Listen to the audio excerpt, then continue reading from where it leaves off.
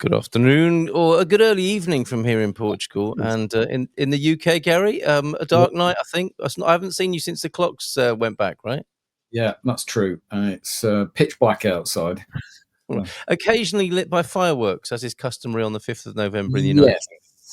yes, it is. It's so there might be a bit of background noise. It's not, we've not been invaded, but there'll be bangs and whooshes and who Yes, knows.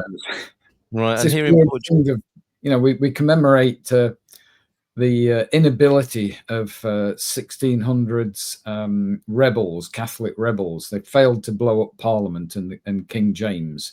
So what do? We celebrate the failure. celebration of incompetence tonight, then in the United Kingdom We, on the we, 5th. we love an underdog.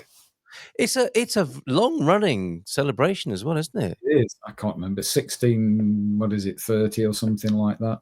Right. Okay. So let's say the Three. acknowledgement of the underdog rather than a celebration of incompetence.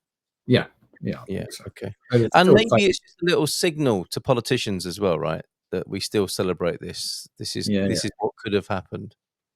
yeah. Just take note. It was a close run thing. If Yes. they hadn't have tried to blow up damp gunpowder, it would have been a whole different ball game. You're right, yes. Guy Fawkes then, you may That's have the heard man. of him in Yeah. other parts of the world. Right, this evening, yeah, quite a sort of tempestuous, tumultuous sort of atmosphere we find ourselves in. Yeah. Definitely in the world. Our guest unable to join us, our scheduled guest unable to join us, Mm, Stephen, I hope will join us on a different occasion. yeah, it was Also promised. Yeah. yeah, and also here in Portugal, we had one of the most stormy nights on record in Oh, terms of the amount of lightning flashes, an unprecedented amount of lightning flashes apparently last night. Yeah, wow. and it's back again this evening, it would appear. I've just had to batten down the hatches. I broadcast from my garage, and the garage door was banging away in the wind, so I've just shored that down very quickly. I thought it was the Louisa trying to get the Rolls Royce out. That was, No, not on this occasion. It's not a not good night to take the 12 miles per gallon vehicle out. It's no. the best thing to go out tonight is a sou'wester, I think, Yeah. or just stay indoors. Yeah, so distinctly rainy.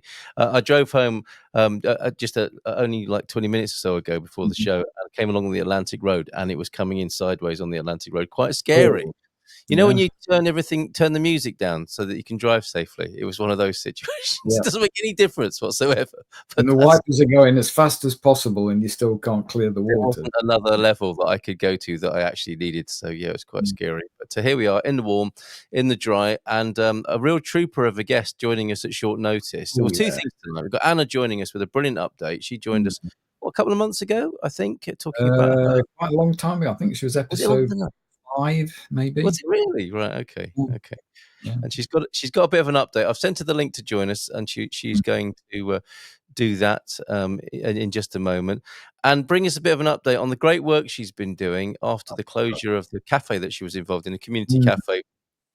She put a petition to the government and has had some success with that and has been keeping us up to date with that and can be here in person Mm. tonight to tell us all about it, right? So I think a big round of applause for her when she joins. It's great work, don't you think? Absolutely.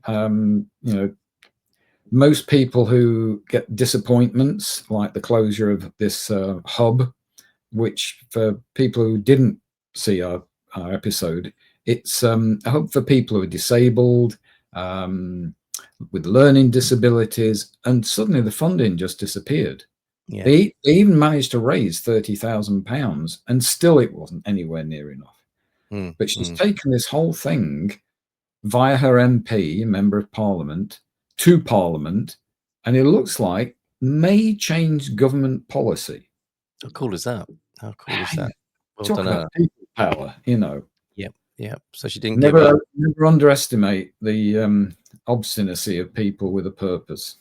Yeah, and maybe we can put our cynicism. I'll own that. I can put my cynicism about Mm. petitions to one side as well. It might work.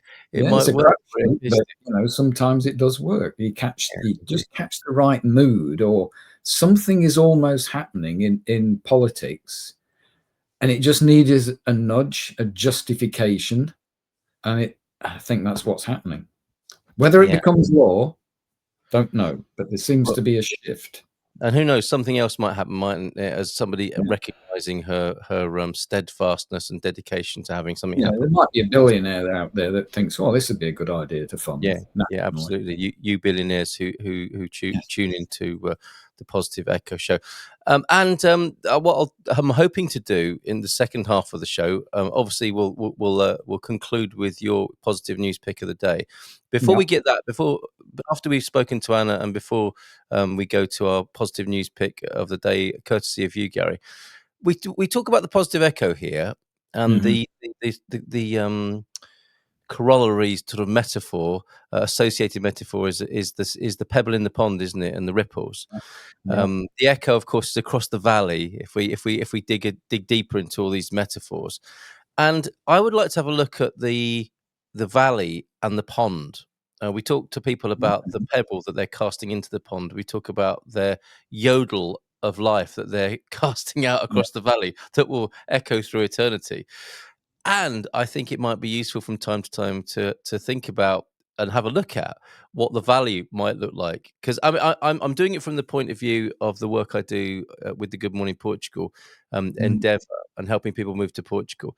And it's really important, I think, to have a heads up, like literally lift your head up and have a look at the horizon and see what might be coming our way. I've been doing that for 5 years with Good Morning Portugal, and I'm thinking, okay, as I go into 2026, there's like a 5 year. There seems to be, or we make it so, an important 5 year span coming up that I think is going to be possibly epoch defining. Now that can be said Mhm. in any time, and people kind of hope it will be, don't they? And in difficult times, people are hoping for a change. But I would be very surprised if this next 5 years isn't that for humanity. So I did a little bit of research, and I'd like to share what the valley might look like, or what Sure. the pond might look like for some of our time this evening as well. Yeah. Now or later. Well, we might go to it now because Anna has joined us backstage, but has Okay.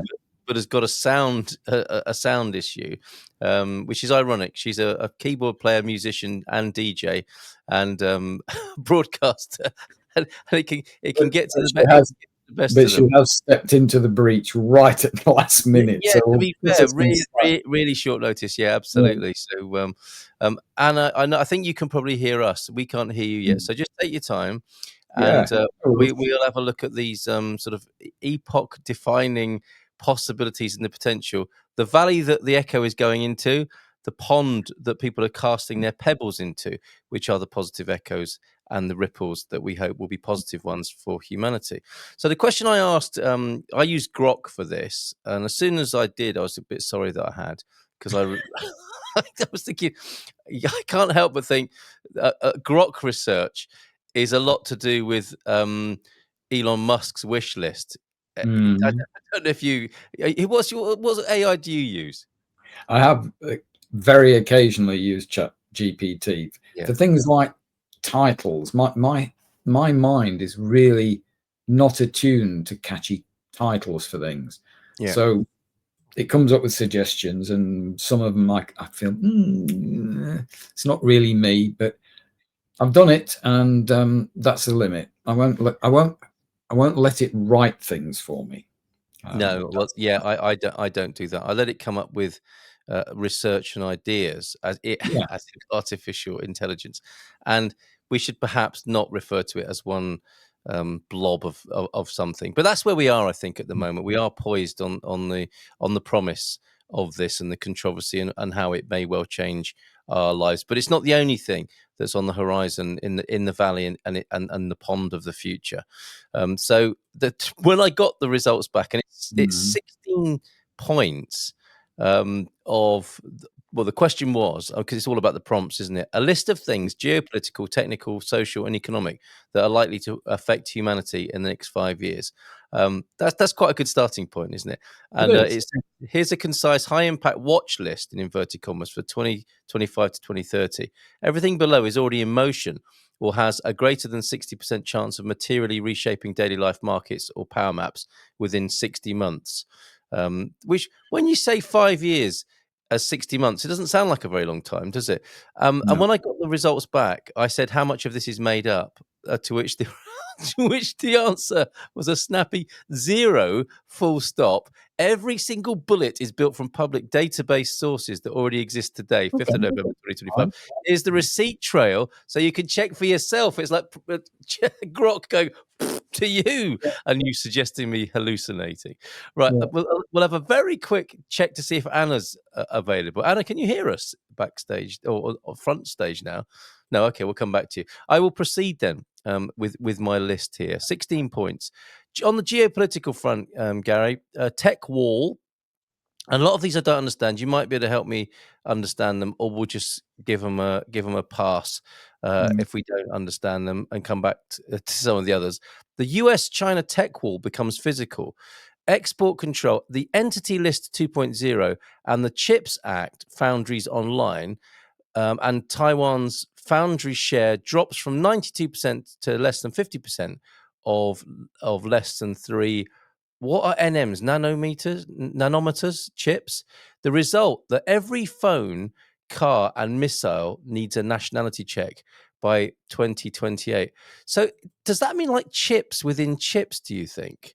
So that the Chinese chip manufacturers will not enable chips unless they it's verified. Is that what that means?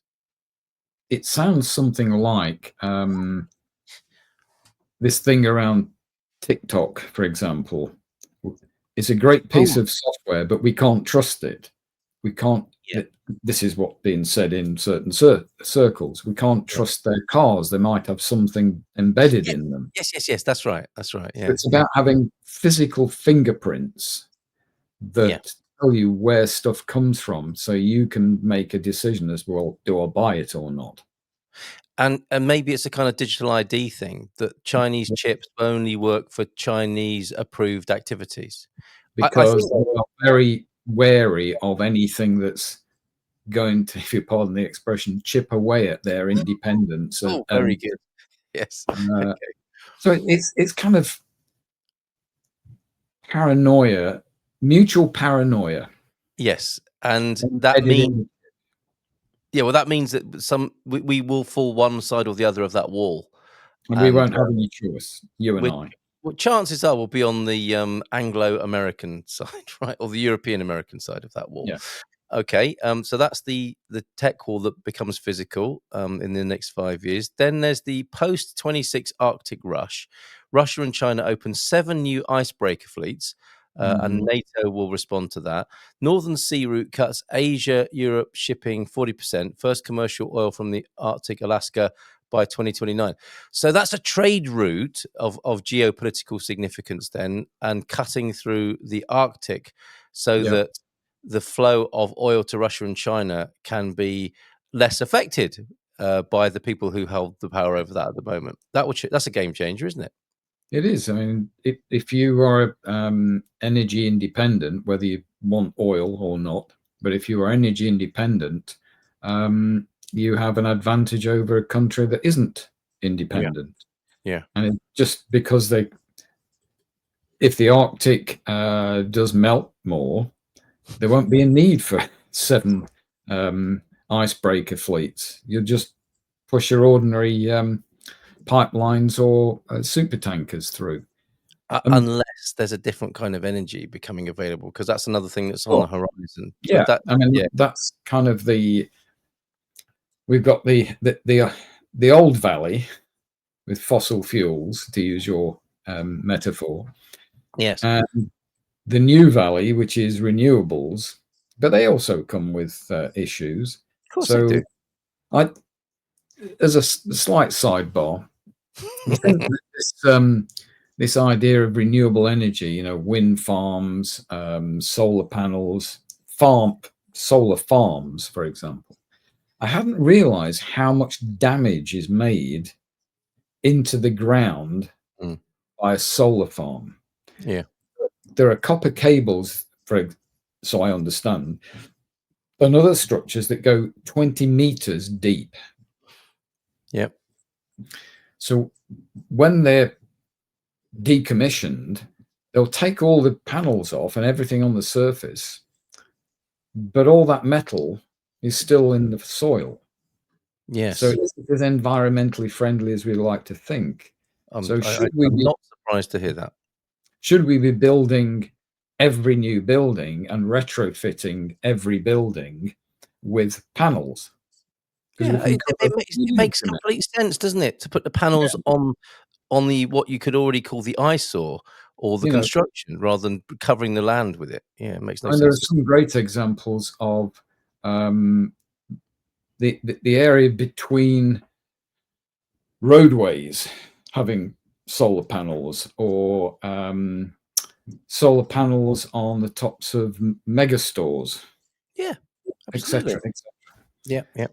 I've got 6 panels, and it's the pigeons that ruin them by shitting on them. So I've I got to get them. see. Okay. Well, it's a shame you don't have a methane digester as well for a little bit of Yeah. power, 'cause but that Oh, might be a little bit difficult to catch. I'll Right. get. See, I get the guano out of it. You would. Northern sea routes then cuts Asia-Europe shipping by 40%, Mhm. which will be a big change geopolitically. India becomes the third pole, that's point 3 of the geopolitical changes for the next 5 years. India overtakes Japan GDP, signs Mhm. defense pact with France, Vietnam, and the Philippines, and by 2029, the Indian Navy permanently patrols the Straits of Malacca alongside Quad. Don't know who Quad are, but that also sounds like a major geo political shift. G0 UN paralysis, 3 vetoes in 2026 alone. It does sound like, Grok is looking into a crystal ball here, or is suggesting that some of these things are already underway in some way, and this is the likely outcome. Global South creates BRICS. I mean, we know about that, don't we? And the Climate Fund of $400 Mm. billion that bypasses the IMF. That's an interesting one that the BRICS activities might overshadow what we've come to know, what we've grown up with, Gary. Yeah. The world order that we knew will be surpassed by other countries. I wouldn't be surprised by that at all. Well, here's something about the valley of the, if you like, the Western developed nations, and this might be controversial. And I'll talk about Britain because that's where I live. We still are a wealthy nation, and that's our valley. But there are signs of our economy struggling, really struggling, Yes. independent of lots of other geopolitical issues. Yeah. I'm just one, and America's the same. You know, it owes vast amounts of money. It Yes. can never pay them back. Europe's not far off, and some countries are worse than others. I wonder whether we're running out of the slavery premium, the slavery dividend, because most of our industrial wealth, our economic wealth, was built on slavery. And Mm. it seems to be the energy that that gave us in the 19th century and earlier is just petering out. We aren't replacing it with anything else. Um, There is quite a suspect, though, in the frame, is there not, to replace it with? And you could argue that slavery was augmented by machinery, the robot slaves of humanity, who are about to undergo the most astounding transformation and yes, having intelligence put into them. How that's going to go, how that is going, is questionable and the source of much continued debate, I'm sure. But that's what we're poised on, I think. yeah. So when we're talking about uh, the valley and the voices that we yell across them to each other, Yes. which hopefully are positive, we are at the mercy of lots of these geopolitical things. Yeah. Now Absolutely. we can either bury our heads and go, well, there's nothing I can do, the sky's falling in, or we can go, what is in within my sphere of influence, and what should I do within my sphere of influence? My Yes. voice probably isn't loud enough to get all the way down the valley. But if I pass it on to my nearest neighbors, and I mean that both physically and electronically, Pass it on. there's an amplification that goes on, Yes. like I think Anna's we do. Yes, amplification. I think we do have to talk about what we want, as well Mm, as what we imagine is coming our way and have that conversation. I think that's one of Mm. the requirements of being a human being, isn't it? Is to Yeah. consider things, to converse about things, and to elect what we care for and promote what we care for. I think that's really important. I mean, stepping away from any particular political affiliation, the elections that have just happened in America are an example of a grassroots amplification of voices. Yeah, And it will change the shape of the valley in America. no question. Yeah. And you, to coin a biblical phrase, in my father's house there are many mansions. In this world of ours, there are many valleys. So Yes. whilst the major elections of the world seem to be the most dominant society shapers, they're not really. They get the most attention, but there's so much going on in the world that is outside of that realm. And it's Yeah. really important, I think, that people understand that they are very powerful outside of those machines of politics. I mean, But one of our, sorry to interrupt you, one of no, our previous guests, Jess Friday, who we yes, yes, told us about this idea of new community-based economies. yes. Her work is really, really taking off. Yeah, yeah, But the yeah. problem for people like her is that, if you like, the traditional economical drivers and the people who run them are busily suppressing them, Mm, having mm. a really hard time as individuals. Yes, yes. So I keep my eye out for Jess, and I've subscribed to her Substack. She's struggling financially, and but she just won't give in. Very good. Excellent, excellent. Good evening to Bobby. Hello, Bobby, and Hello, an Bobby. award winner. His contribution via the arts to society was acknowledged on our show this morning. And good evening, gentlemen from Squire of the Shires. Anna, I think we'll have to call in Mm. 10 or 15 minutes via WhatsApp. That's probably going to be the best way to do this tonight, Anna. So I'm going to whip through a few more of these points. We have India as the third poll then in world affairs. Three vetoes. This is UN. Oh, we've done that one. G0, Yeah, UN paralysis. Okay, so let's move on to technical. Agentic AI leaves the lab. 2026 open source SWE Agent 2 writes 70% of new code. Looks like writing code is not the best business to be in at the moment, unless you're the supervisor of the code that's going to be written by open source SWE Agent 2, the machines that will be writing the code instead of human beings. By 2028, 40% of Fortune 500 customer support will be 100% autonomous. How do you respond to that when you hear that possibility? 2028, not long from now, Gary. yeah. When we were kids, 2028 seemed like science fiction. It's only 3 years away, my friend.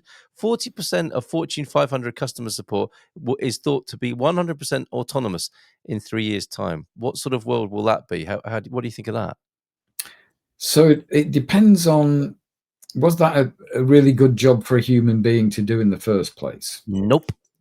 Customer service at the really basic level, Hmm. um, pretty soul destroying. I've known people that have been in customer services. We used to call them the complaints department, by the way. Um, Yes.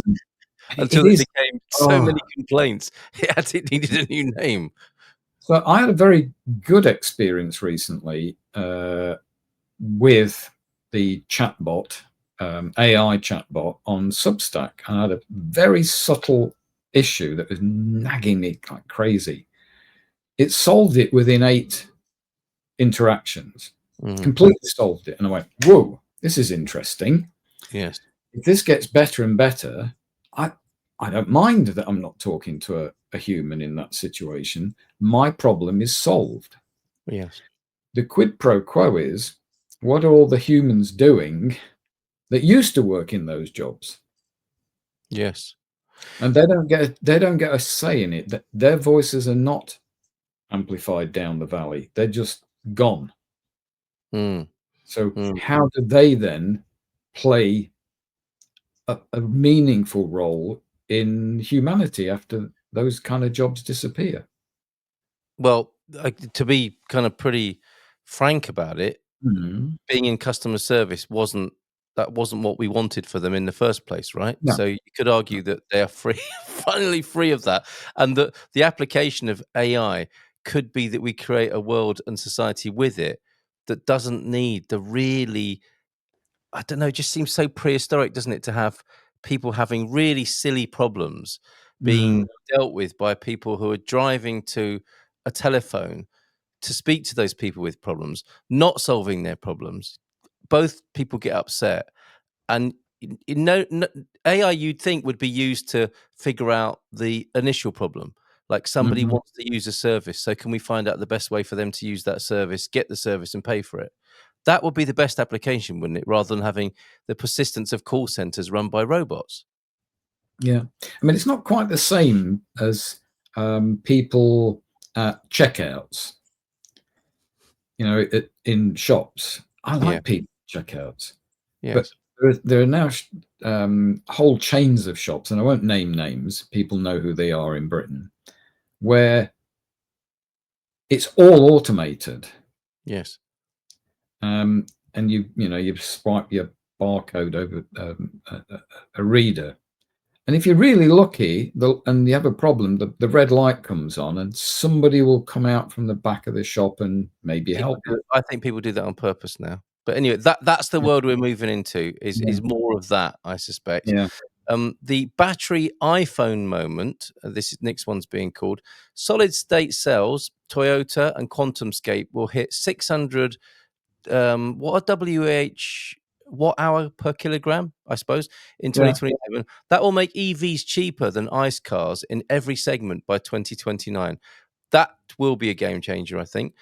Starlink. This is where I thought this was just Elon's agenda being squeezed into Grok. Starlink 2.0 and Kuiper equals a global mesh. By 2027, there will be less than 30 milliseconds latency anywhere on Earth for the internet. The effect rural Africa leapfrogs 5G and goes straight to satellite VR schools. That could be a game changer. I mean, it's hard to imagine what that would mean, but that is, given that you and I went through from dial up to fiber, that will those kids will know nothing of that, and they'll go straight to something that surpasses 5G and all the technological innovation that brings with it. Which is good. But I'm always a devil's advocate, the benign But subversive. yes, yes, Um, it's already becoming the case that land-based astronomy is being hampered to a point where it's going to have to stop because of Starlink, the mesh. They can't see past the noise if oh, you're Elon, radio. Elon doesn't care about that. He'd rather light up the sky and have us have a mesh than have darkness Yeah, at night, so you can see your stars, you old romantic. yeah. So So there's what I'm trying to get at is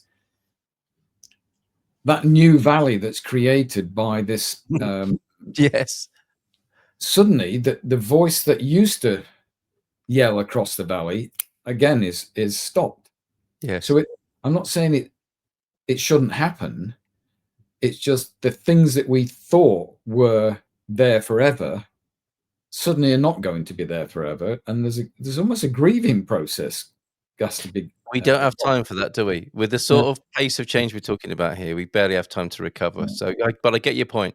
mm. Point 8, CRISPR 3.0 goes outpatient. Don't know what CRISPR is. I think it's an American CRISPR is thing. a way of editing genes Oh, okay. So here we go. very, very specifically. Here we go then. FDA approves in-clinic gene edit for sickle cell, high cholesterol, and hereditary blindness. So those That's challenges for brilliant humanity news. will be Yeah. walk-in gene editing by 2028. The So, cost drops to 15 grand to mhm. 200 million eligible patients by 2030. If that works, that sounds like a pretty good leap for mankind. it's a great Social. it's a great leap, but I'll take you back a bit to the days of prenatal diagnosis of things like muscular dystrophy. Yeah. So you had brilliant technology which could tell parents that their child will be dystrophic. The only treatment that was offered was termination of the fetus. Yep. So with CRISPR, brilliant. You can treat diseases. But you could also potentially change an embryo in utero, Yes. designer babies, Yes. for example. Yep. Yep. Why? And the money. So technology sometimes has to be regulated. So the yeah. valley has to have regulation. We shall see if that occurs. I imagine there are some very well-resourced scientists who are very eager to get cracking without too many concerns for the ethics of these things. Yeah. Social then, number 9 of our list of 16, passport recession, 2027, 15 countries tighten citizenship by investment, digital nomad visas halved apparently, which may be of interest to, by complete coincidence, for one of our listeners this evening. Remote workers trapped in high tax home countries leads to the rise of border cities, for example, Tijuana. Does that mean then people who move for a better cost of living somewhere get trapped there? I suppose it does, doesn't it? Because they can't afford to move back home. The ratio changes on that. So a passport recession, that's interesting, especially with the mourning business that I'm in. Fertility collapse hits services. Japan and South Korea, less than zero point 0.8 births per woman. By Mhm. 2029, first robot nursing homes as well outnumber human ones. Kill me, Gary. I do not want to be in a robot run nursing home. Do you? As long as the coffee's hot enough, I'll be fine. But I've just got this vision of like one of those robots tripping over and throwing the coffee over you. I mean, not I don't want that to happen, but when I mean, you assume that the robot is perfect, and supervised, okay, I can honestly say that some of the people that looked after my late mum yeah, were fabulous, yeah, efficient, lovely people. Some of them were terrible, yes, what worse than absolutely robots? awful individuals. So a robot will not be an awful individual because it'll be programmed not to be. So What could possibly go wrong? And I think they should all be made in the shape of Nurse Gladys from Open All Hours, just to yeah, make some of us older gentlemen feel. And you know, if the ladies can have one of their own design as well, probably David Jacobs or Ronnie Barker. Germany deep, imports deep water there, mate. German. Yeah, let's move on. Germany imports 1 million 18-year-olds via new vocational passport. What? How do you import 18 million? Sorry, 1 million 18-year-olds. How does that work? That is quite a big induction process, as well, Mm. is it not? Well, I guess it comes back to that. Are there enough births happening Not in in Germany? Germany. No, not in Europe. No, European So you population is import down. it. You invite people to come to Yeah. supplement them, I but thought you they'd already can. done that. I thought they'd already done that in Germany. But anyway, more of that, Yeah. because of collapsing fertility. Deep fake elections, apparently 2026 midterms, 3 Senate races swing on AI videos proven fake only after the votes are certified. When I ask Grok how much of this is made up, that's a guess, isn't it? I mean, that can't be a fact given that it hasn't happened yet. No, it's a prediction made on data and put through a modeling system. Brilliant. Okay. Funnily enough, there's a brilliant Robert De Niro and Dustin Oh, Trump. Hoffman song, Oh, okay. Yeah, yeah. which I can't remember the name of, but it's the idea of creating a false war somewhere, Oh, okay. All right. and everybody is convinced that there's this war in this place, probably in Africa, Yeah. and it's just to shore up the existing presidential incumbent. And that's 20 years ago, at least, that film was made, but it is so pertinent to the deep fake now. Very And interesting. so, if I can remember what the film's called, I'll let you know. Okay, well, it might be coming true in 2026 if it hasn't already. Mhm, 2028, then 40 countries require video watermark law. That's to, I guess, to verify that videos are accurate. mhm. When in fact they can't be, can they? They are always a recording of something. So And by they're always a definition, false they're anyway. not real. Yeah, but I guess it's the amount of doctoring that's verified. Mhm. Gen Z, this is interesting, as the Americans would say it, the great opt out. 2027, 35% of US 23-year-olds live with parents. That's up from 18% in 2019. And new political parties in 7 countries built on the anti hustle platform, as in, I suppose, against the Protestant work ethic and growth is good and all those sorts of things Mhm. that would be right up the alleyway of Gen Zs. The great opt out continues then, according to this forecast from Grok.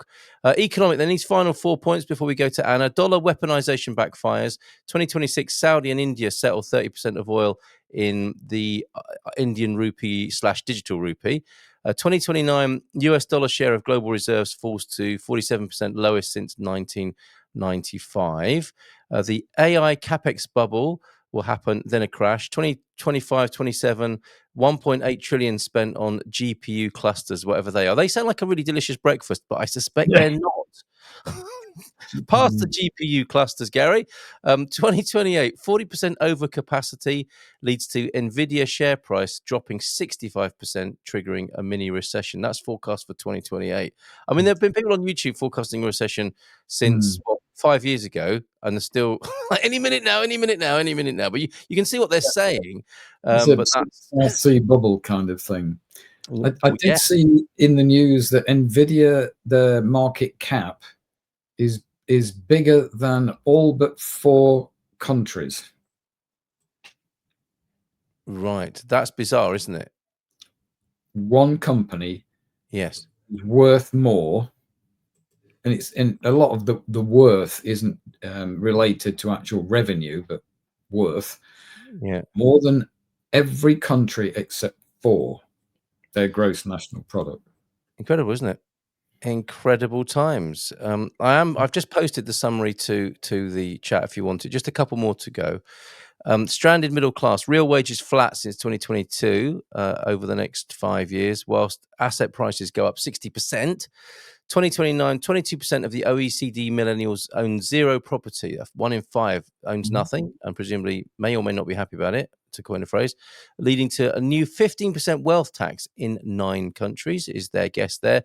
And finally, green steel and hydrogen tipping point. 2027, green steel 15% cheaper than blast furnace in Europe. I had no idea that this was going on, the technological advance of Mm. steel. There you go, 15% cheaper than blast furnace in Europe, in newer countries with newer systems. 2030, 40% of global shipping runs on ammonia methanol. Not is that's not renewable, is it? I don't know. I'm not sure. Ammonia methanol, anyway, 40% of global shipping, where of course most or much of the world's energy goes into global shipping, doesn't it? Because It those does. vast Yeah. tankers need it. Vast amounts of it. Yeah, yeah.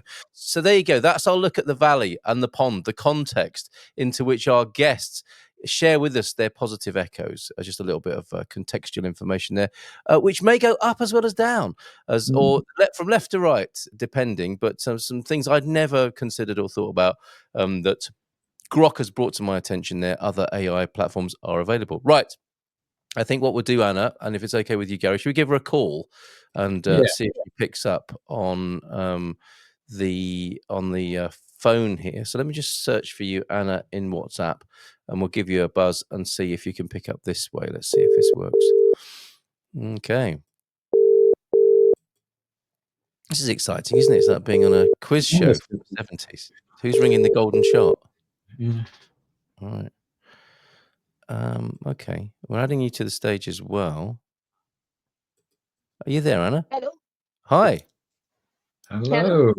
I've actually got you on my laptop as well, so I might be causing a bit of an echo, but I can turn the. I managed to literally get it working when I thought it was playing it up. So, Well, we so will be I'm. told by those watching whether the connection is good with you or not. I wonder if you wouldn't mind, Squire, who says it seems new paradigms are emerging, not just to challenge the old, but to replace the old dominant systems as well. Yeah, interesting times we're living in. If you, Bobby, or whoever's still with us, if you could let us know if Anna can be heard loud and clear from the UK. How are you, Anna?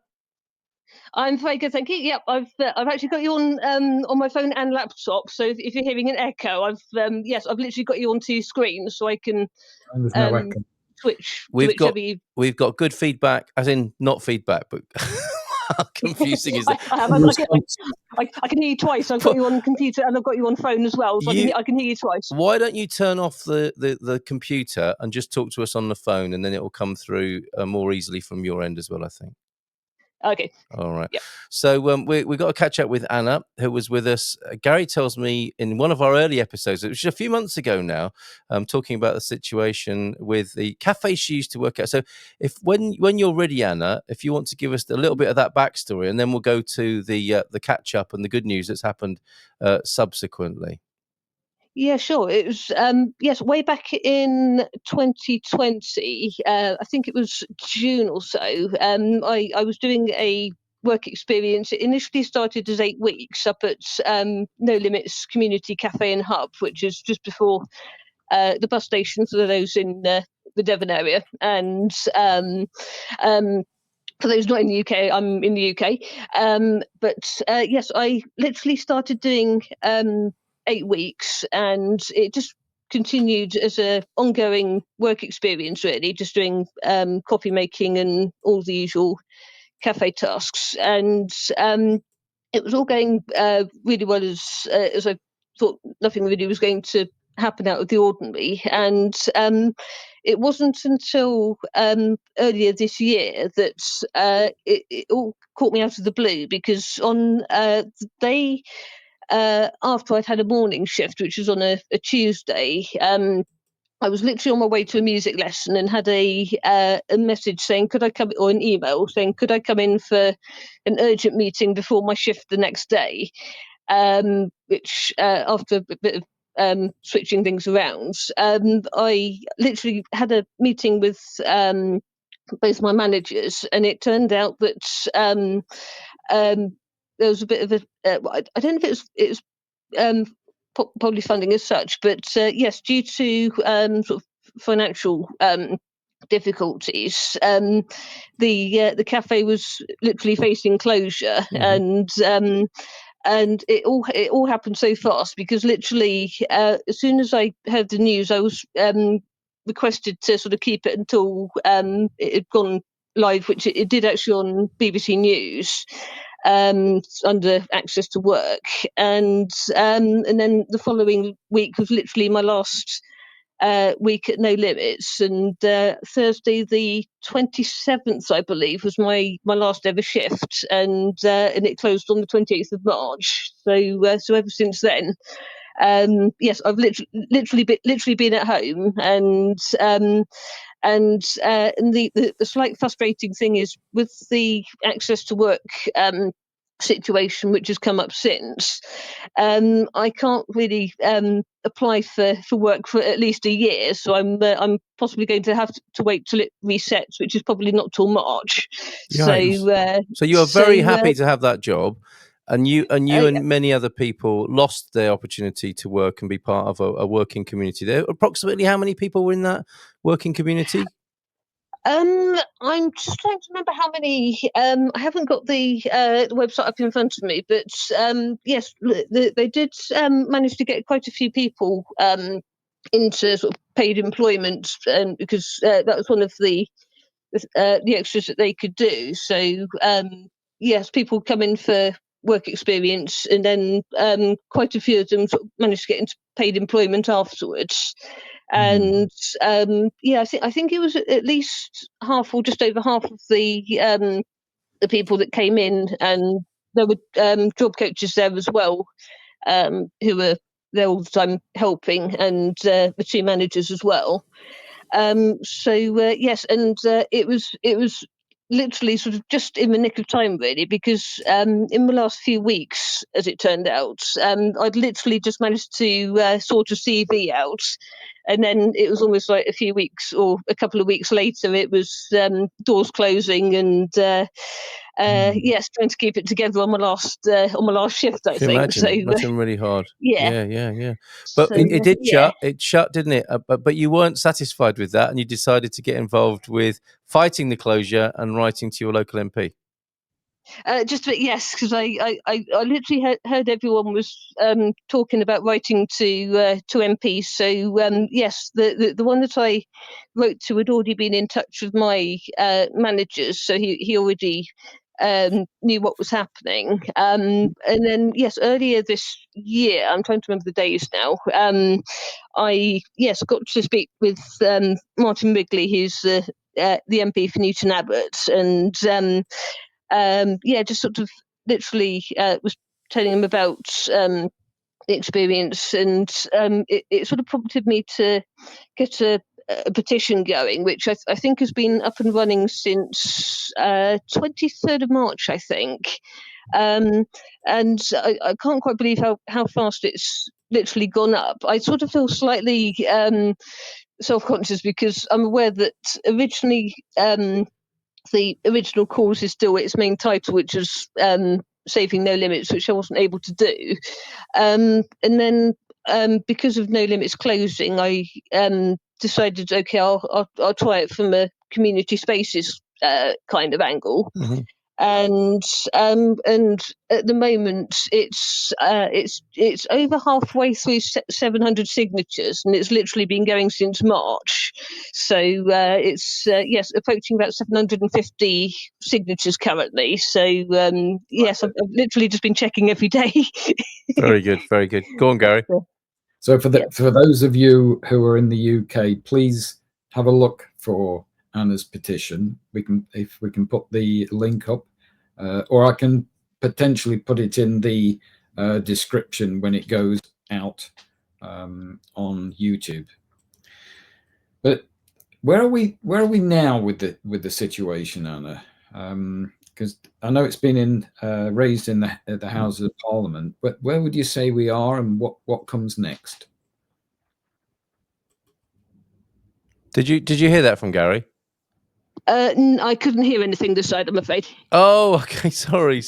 Well, say your question again, Gary, and I'll echo it to positive echo it to Anna. Very good. Thank you. I'm interested, Anna, in where we are now in the process. Yes. In the Houses of Parliament, and what comes next. Where are we now in the parliamentary process? Now that it has come to the awareness, attention of some MPs, and what happens next, Anna? I think you got good news. Yes, it's yes. I've got a bit of a timeline in front of me, but yes, the latest news, which I literally heard yesterday, so slightly hot off the press. They've introduced a, in inverted commas, English devolution and community empowerment bill, which apparently gives the rights to, if I can read my writing, to communities of first refusal of the sale of registered buildings or land if they're put up for sale. I'm still trying to get my head around what it all means.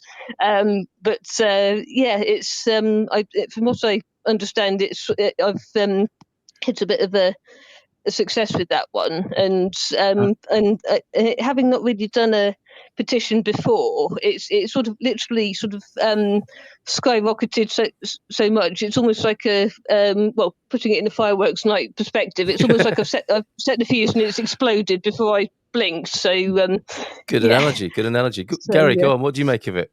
So if I tell you what I think, then you can tell Anna. Yeah, absolutely. You go ahead. You're the only one with the direct link.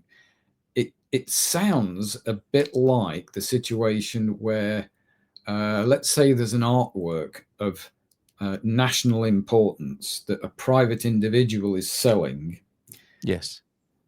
Museums and art galleries based in Britain get first refusal. Mm-hmm. So with this law about local organizations, they get first refusal on properties that could support organizations like No Limits. So they're going to get them cheaper, and they don't have to fight against developers.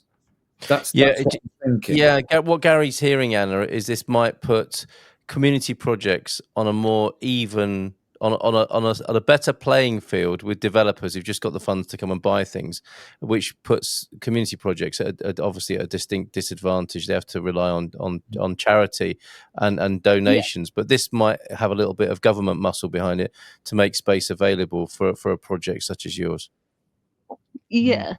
Because it's yes, I think because it's such a new process for me.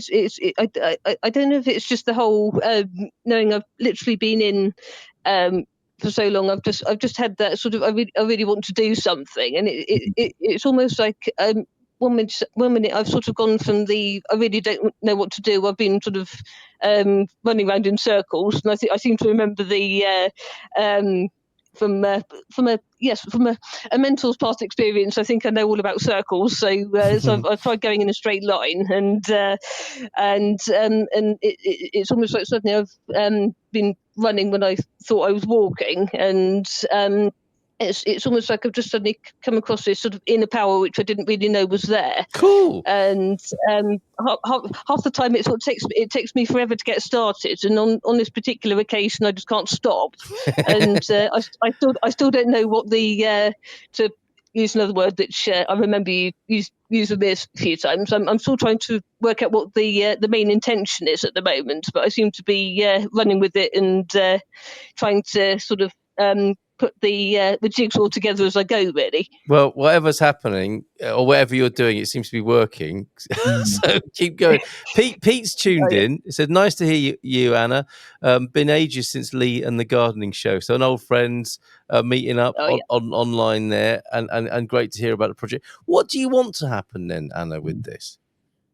I was sort of trying to figure that out slightly, because when I was first thinking about it, I was sort of thinking, do I sort of focus on sort of differently abled like myself? Because of having past experience, I could literally sort of list my backstory slightly, because I've had situations of a school closing down and becoming another school. And yes, I've had a youth club come to a close, and then other places as well. And I really didn't expect it to happen. So I'm sort of trying not to let the past drag me down too much. But sort of part of me was sort of wondering about more sort of inclusive spaces for like sort of differently abled like myself, because I as well as the sort of challenges that I have as well, I also discovered I have neurodiversity as well, which wasn't picked up until sort of early adult. I'm sort of trying to sort of work through that not again kind of phase, because it's yes, I've had a bit of a repeated run of stop starts. But Fair enough. Totally get that, and you're doing an amazing job, considering what with the circumstances in which you're operating, and how brilliant. Today's show was going to be about legacy, and you have, because of your work, a note within the machinery of government acknowledging the need for mental health and disabled support spaces. So I think that's quite a legacy there, and you're not over yet. You're not done yet, is she, Gary? No. I'd like you, Carl, to let her know that she will get the Positive Echo Award for her work. There you go. Did you hear that, Anna? I don't suppose you did you? I can only hear you, I'm afraid.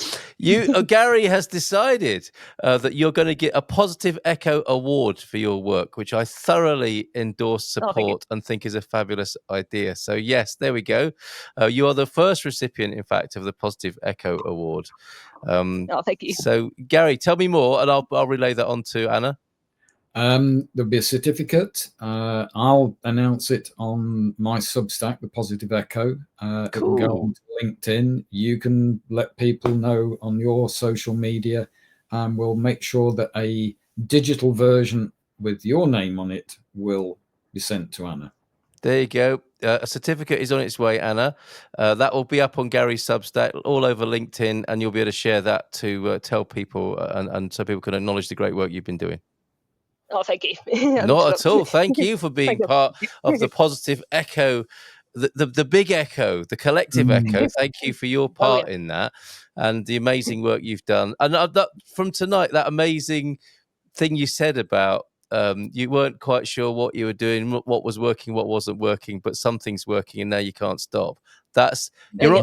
there's something wonderful about that in how you've just felt the urge to keep going and you've made something happen. So well done and congratulations on the award. Oh, thank you. All right, fantastic.